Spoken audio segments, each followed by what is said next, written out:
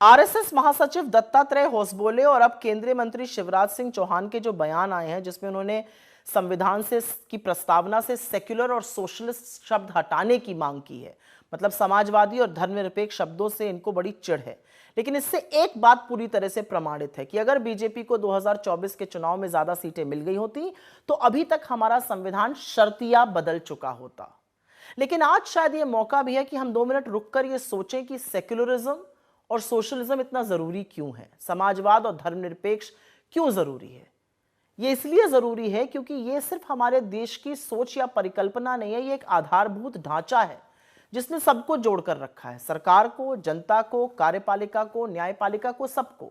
Socialism जब शब्द जोड़ा गया हमारी प्रस्तावना में, उसका क्या मतलब था? उसका मतलब था कि देश के हर वर्ग के पास समान अधिकार हो, समान हक हो आगे बढ़ने के, पढ़ने लिखने के, कमाने खाने के।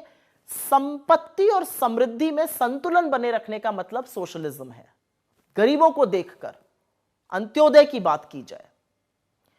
और सेक्युलरिज्म से ज्यादा खूबसूरत और क्या हो सकता है कि स्टेट की कोई रिलीजन नहीं होगी, मतलब सरल भाषा में कोई भी नीति धर्म पर आधारित नहीं होगी। लेकिन आरएसएस की सोच इसके ठीक 180 डिग्री विपरीत है, उल्टी है।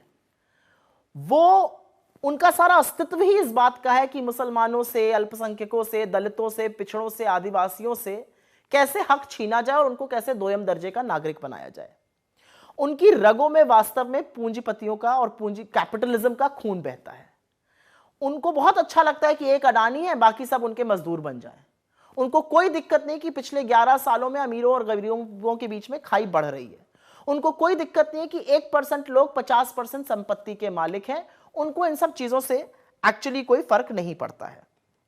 और इसीलिए उनको यह भी फर्क नहीं पड़ता है कि नीति निर्माण 1-2 लोगों के लिए हो और बाकी 85 करोड़ लोग 5 किलो राशन की जद्दोजहद में लगे रहें।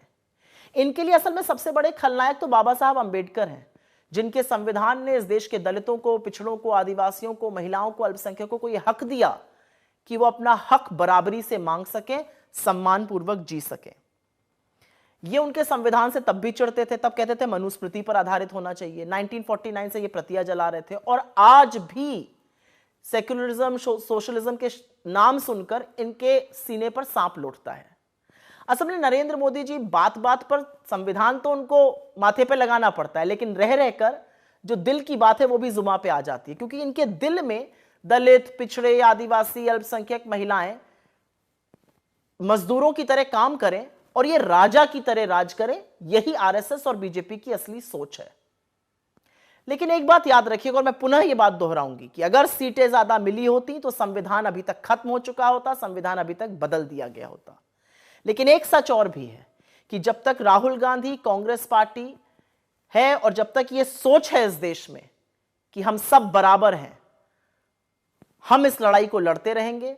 सोशलिस्ट और सेक्युलर इस संविधान से अलग नहीं हो पाएगा। इसके लिए हमें कोई भी कीमत चुकानी पड़े।